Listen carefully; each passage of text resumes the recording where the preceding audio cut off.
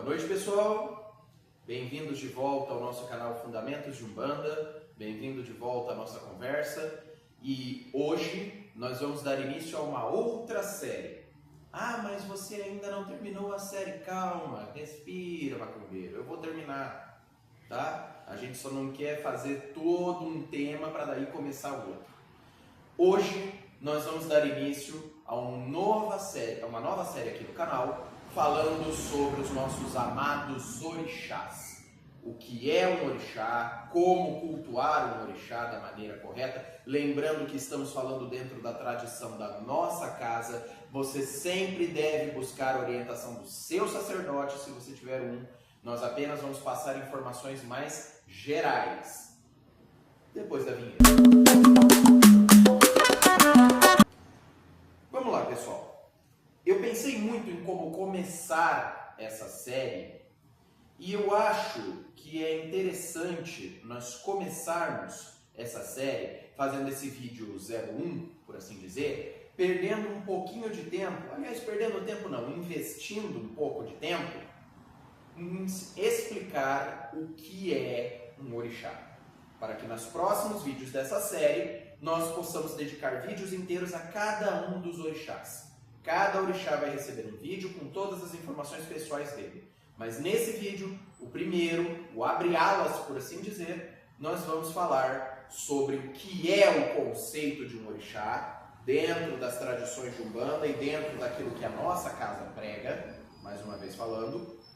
E também eu vou aproveitar para dar uma explanadinha, porque eu quero fazer vídeos específicos sobre isso depois, sobre os termos Vodum e Inquice.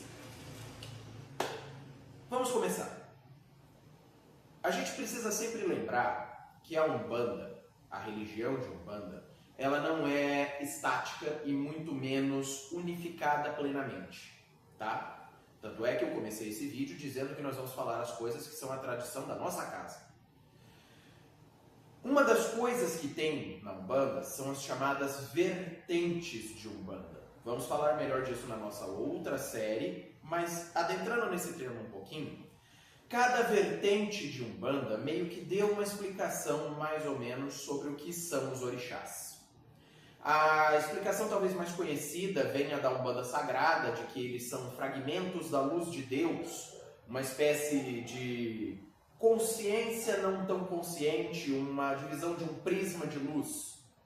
Já existem tradições mais antigas e um pouco mais, vamos dizer assim, enraizadas na tradição áfrica, como a Omolocô, por exemplo, a Umbanda Omolocô, que acreditam que o orixá é uma força divinal, é uma origem da força da natureza, uma consciência moldada da própria força da natureza, tanto quanto um ancestral divinizado. Essa versão do ancestral divinizado é mais forte no candomblé, mas existem muitas umbandas que seguem essa tradição também. Bom, para a gente chegar num termo fácil, que acho que vai agradar a todos aqui, nós podemos clarificar um orixá como o quê? A manifestação bruta da força da natureza. Cada orixá é uma consciência individual, é um ser individual que se manifesta através da força primal de um elemento da natureza. Nós temos um orixá responsável pelas forças do mar, temos um pelas águas doces e rios, temos outro para o céu, um para a selva e a floresta, o outro para as folhas. Cada parte da natureza é moldada e formada para pertencer a um orixá. Porém, ao mesmo tempo, o orixá ele é a manifestação viva de um conceito. Como assim? Vocês já devem ter ouvido muito que Ogum, por exemplo, o orixá talvez mais conhecido do mundo hoje em dia, é o orixá da guerra. O conceito, uma coisa subjetiva, como o conceito de batalhas e guerras, está presente na força do orixá. Ogum é senhor da guerra. Muita gente fala isso. Assim como Oxalá é o senhor da paz, assim como Yansan é a senhora da coragem, assim como Xangô é o patrono maior da justiça. Ou seja, cada orixá possui uma ligação com alguma qualidade, vamos dizer assim, com algum arquétipo de energia de algo subjetivo. Estou falando muito complicado aqui, vamos tentar botar o pé no chão um pouco.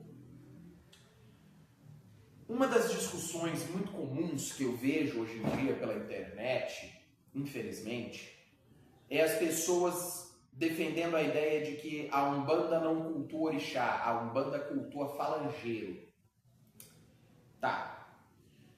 Vamos tentar quebrar isso aqui um pouquinho, tá? Vamos tentar dividir isso em coisas um pouco menores. Vamos tentar diminuir isso. Primeiro, o que são os falangeiros? Dentro da tradição da nossa casa, dentro da explicação que veio do meu pai de santo, do Roberto, vou deixar uma foto aqui do Roberto, porque eu gosto muito dele, saudoso Roberto, dentro da tradição que ele me ensinou, o falangeiro, ele é uma fagulha, uma ínfima parte da energia total do orixá. Pensa numa gigantesca fogueira, uma fogueira daquelas de São João, daquela de 3 metros de altura. Agora imagina aquela pequena fagulha que pula de um estalar de uma madeira. A fogueira é a totalidade do orixá. A fagulha é o falangeiro. Dentro da nossa tradição, nós entendemos que o falangeiro é uma ínfima parte da energia do orixá materializada em um espírito para que possa ser incorporado quando se bate para um orixá dentro do terreiro de Umbanda. Essa é a parte que nós entendemos que é um falangeiro. E só tendo essa explicação, se na sua casa a explicação para o conceito de falangeiro é completamente outra, não tem problema, diz aqui embaixo como vocês entendem. Mas só tendo essa pequena informação, nós vemos que cultuar falangeiro é, em muita parte, cultuar uma parte da energia do orixá. Mas mesmo assim, eu reitero, a Umbanda cultua o orixá. A diferença é que a nossa forma de fazer o culto de orixá é distinta da maneira como o candomblé cultua seus orixás. Veja, por mais que tenham muitas semelhanças e uma origem de matriz africana, o candomblé não é a mesma coisa que a Umbanda. A Umbanda e o candomblé são duas religiões diferentes. Assim como o batuque do Rio Grande do Sul é uma terceira religião completamente diferente que tem culto de orixá, inclusive iniciação. Podemos fazer um vídeo sobre batuque, do pouco que eu conheço de batuque. É só falar aqui embaixo se você quer. Mas voltando ao tópico, a Umbanda cultua sim os orixás. A Umbanda possui o culto aos orixás. A Umbanda possui a essência de orixá. A diferença é que a nossa forma de entender o culto ao orixá é diferente da forma que o candomblé expressa o culto de orixá. Nós podemos não ter a iniciação, o famoso raspado e catulado, e todos os ritos iniciáticos, que são maravilhosos, diga-se de passagem, que existem dentro de um terreiro de candomblé. Agora, se você já tomou uma maci, se você já fez uma obrigação para o seu orixá, se você já arriou um padê para Exu orixá, se você já botou uma malá de Xangô em cima de uma pedreira, se você já levou para uma cachoeira o feijão fradinho de Oxum, se você já acendeu uma vela pedindo para Oxalá para que possa trazer a paz para a sua vida, se você já firmou uma vela a Nanã, Senhora de Egum, pedindo para o afastamento das energias ruins e da energia de Egum ruim, de Quiumba, que está batendo sobre você, meu filho, você cultua o orixá. Você pode não cultuar como o candomblé cultua, mas cultua. Bom, agora que a gente já quebrou essa ideia de que a Umbanda não tem orixá e sabemos que tem, eu quero, por favor, tirar um tempinho aqui para poder falar sobre a Pequena África. O que é a Pequena África? A Pequena África é um conjunto de bairros na cidade do Rio de Janeiro, inclusive está lá até hoje e tem passeios guiados, é uma coisa maravilhosa de se fazer. Mas, na época da escravidão, na época do Brasil imperial e até antes da nossa independência, A pequena África era um conjunto, uma habitação de escravos e ex-escravos e também alguns brancos muito baixa renda e alguns descendentes de indígenas que viviam no mesmo lugar. Eles ali conviviam uns com os outros. Um muzenza da tradição de Inquice andava pela mesma rua e comprava as mesmas coisas que um Iaô recém-iniciado para Orixá e um Vodunce recém-iniciado para Vodum. Um pai de santo de Jeje batia o seu toque para Dan do mesmo jeito que um pai de Queto batia para Oxumaré, enquanto um pai de Angola batia para Angorô. Dentro da pequena África ocorre uma mistura dessas ideias, que eu falei um pouco mais no nosso vídeo que lançou antes desse, que é o sincretismo. Se você não viu, vai lá ver sobre sincretismo na Umbanda. Dentro da pequena África começa a conviver essas tradições diferentes a pontos delas irem se unificando aos poucos. E o que faz com que um orixá, um vodum e um inquice, eu vou deixar uma imagem de cada um dos três aqui, o que faz com que eles basicamente comecem a ter menos diferenças e mais semelhanças. Alguns estudiosos vão dizer que a origem bem ancestral do culto a essas tradições, ela era basicamente quase a mesma. Até porque existem voduns, orixás e inquices com atribuições muito próximas. E existem orixás que originaram-se como voduns e migraram de uma tradição para outra, assim como existem voduns que começaram como orixás e migraram de uma tradição para outra. E inquices também. Na verdade, a gente tende a buscar um pouco a diferença, e as diferenças devem ser enfatizadas para não parecer que a África tem apenas uma única tradição, mas existem também muitas semelhanças entre eles. Então vamos lá. Inquice eram as tradições dos povos Bantu, os quais traziam a ideia de serem forças da natureza, a mesma observação que a Umbanda tem. Os Bantu acreditavam que os seus deuses, que as suas divindades, eram a manifestação viva das forças da natureza, que podia incorporar neles enquanto havia a louvação. Orixás, por sua vez, são uma tradição que, embora também estivesse ligada a forças da natureza, são contadas através dos Itãs. Vou deixar escrito aqui, os Itãs. Conta o Itã, já deve ter visto um vídeo desse cara, aliás, eu sou fã dele. Os Itãs são as histórias que contavam aos povos Nagô, aos povos Yorubá, as tradições dos seus ancestrais e dos seus orixás. Para eles, o orixá, ele era basicamente um ancestral que foi divinizado. Em um dos Itãs, por exemplo, que eu vou falar melhor no vídeo sobre o orixá, Ogum acaba cravando sua espada no chão e é engolido pela terra, e nesse momento ele deixa de ser um mortal e se torna uma divindade. Então, para os Nagô, para os Yorubá, os ancestrais maiores deles, os orixás, foram ancestrais que foram divinizados devido aos seus reconhecimentos de grandes feitos. Já os Vodum é um pouco similar à tradição de orixá, até porque os povos Fon e os povos Yorubá faziam fronteira direta um com o outro e viviam interagindo um com o outro, ora de maneira pacífica, ora não. Então, eles também tinham essa tradição dos Voduns sendo como se fossem seus ancestrais divinizados. Entretanto, eles tinham uma diferença um pouco maior, quase como uma tradição de um semideus na tradição helênica, na tradição dos gregos.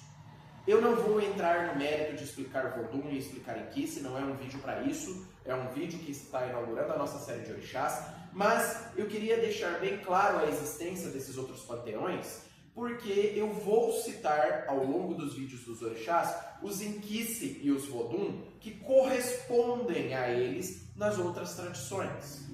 E não estou afirmando que eles são a mesma energia, mas também não estou deixando de afirmar. Eu estou deixando esse julgamento para quem está assistindo esse vídeo.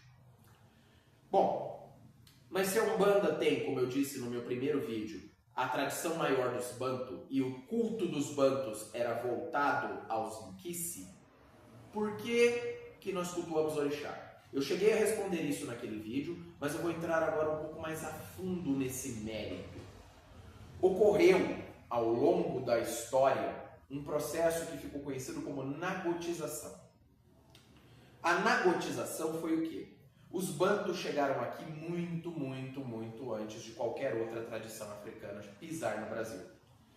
Eles passaram por séculos de esmagamento e substituição cultural forçada pela escravidão, coisa que, embora os Nagô e Yorubá também tenham passado fervorosamente, acabou sendo por menos tempo e mais leve. Com o fim da escravidão, os Nagô, eles começaram a ganhar um pouco mais do seu sustento, um pouco mais de dinheiro, um pouco mais de condições de ganhos, e eles começaram a patrocinar que os seus líderes religiosos voltassem temporariamente para a Nigéria, para a chamada Yorubalândia, para que eles pudessem aprender os cultos de raiz e trazê-los de volta para o Brasil. Ao mesmo tempo em que a tradição de Orixá, por ser mais fresca na cabeça das pessoas, acabou substituindo em muitos aspectos, principalmente nos calundus, a tradição de Inquice. No início da Umbanda, quando as primeiras casas de Calundu, de Cabula e de Macumba Carioca começaram a assumir o nome de Umbanda, ainda haviam entre elas aquelas que faziam culto de Inquice, aquelas que tratavam o Inquice. O próprio Tata Tancredo, que eu vou deixar uma foto dele aqui, o Tata Tancredo, ele foi um dos maiores nomes da nossa Umbanda, foi o fundador do Omolocô e ele vem de uma tradição de Inquice. Ele é iniciado para Inquice, se não estou enganado.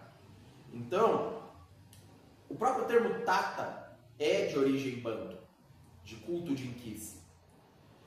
Porém, como a tradição Nagô fazia muito mais forte no Brasil na época, e a repressão exigia uma padronização, pouco a pouco as casas de Umbanda começaram a adotar os orixás no lugar dos Inquice.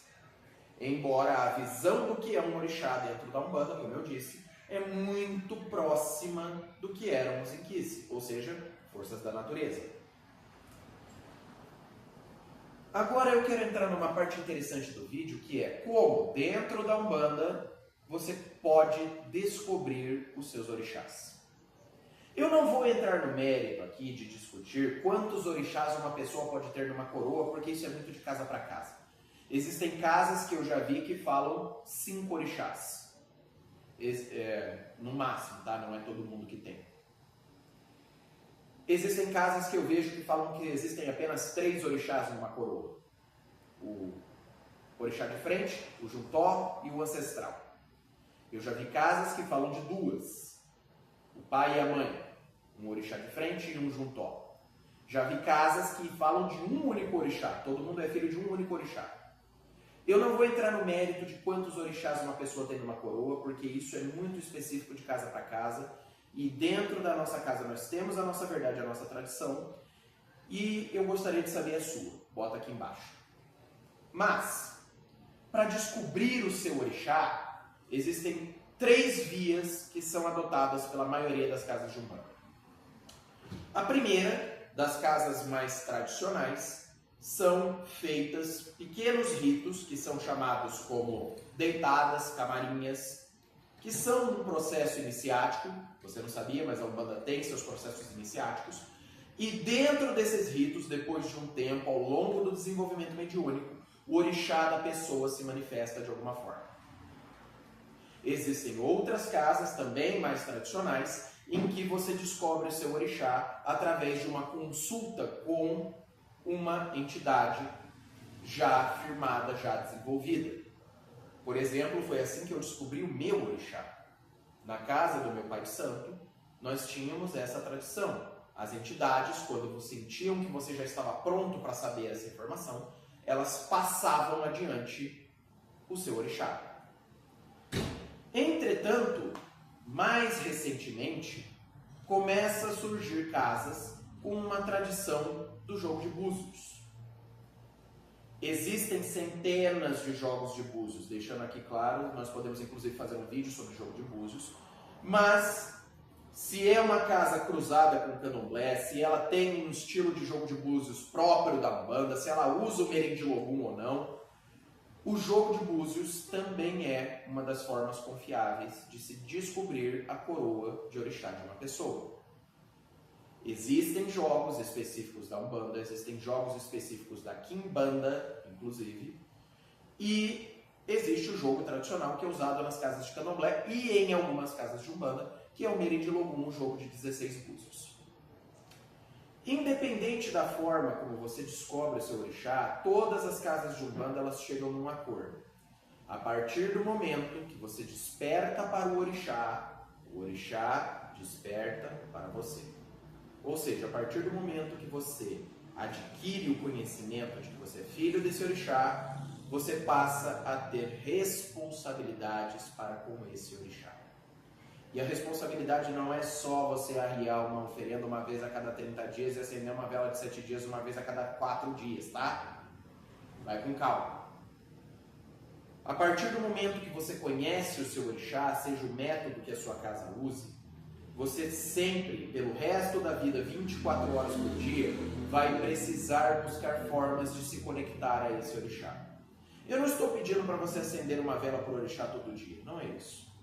Mas uma oração, uma intenção, conversar com o seu orixá, elevar o pensamento a ele, é forma de culto e é absurdamente necessária.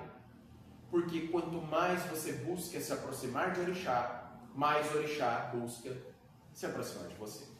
Isso todas as casas, de todas as tradições, de todas as vertentes concordam e concordam plenamente. O orixá se aproxima de você quando você busca se aproximar dele.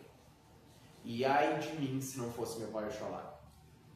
Então, a partir do momento que você passa a conhecer o seu orixá, nós costumamos dizer que você tem responsabilidades e também direitos. Uma dessas responsabilidades, por exemplo, é estudar para aprender os porquês do seu orixá. Por exemplo, você provavelmente deve saber que Oxóssi se oferenda Oxóssi se oferenda com frutas regadas a melaço de cana. Por quê? Por que eu não posso pôr mel na oferenda de Oxóssi? Você sabe? Por que Oxalá, por exemplo, precisa ser oferendado em uma tigela branca? E por que eu não posso pôr, por exemplo, azeite de dendê neles? Você sabe? Você não pode oferendar azeite de dendê para Oxalá. Por quê? Existe uma coisa que a Umbanda está começando a entender isso recentemente, que são as chamadas quizila de orixá. Ah, mas no meu terreiro nós não acreditamos em quizila. Ótimo, bom para você. Siga as tradições, continue seguindo o que o seu pai de santo disse. Estamos falando da realidade daqui. Cada orixá possui as suas proibições. Elementos que não vibram na mesma energia do orixá. Elementos que inclusive podem atrapalhar a energia do orixá. Cada orixá possui as suas quizilas. E essas quizilas fazem parte do culto ao orixá e elas devem ser respeitadas. Por exemplo, quando eu digo que eu não posso cortar uma oferenda de Nanã com nada feito de metal, não é porque eu quero dificultar a vida do meu filho e dizer, da minha filha, e dizer que ela tem que arrumar, sei lá, uma faca de bambu para poder cortar a batata doce que ela vai oferendar para Nanã.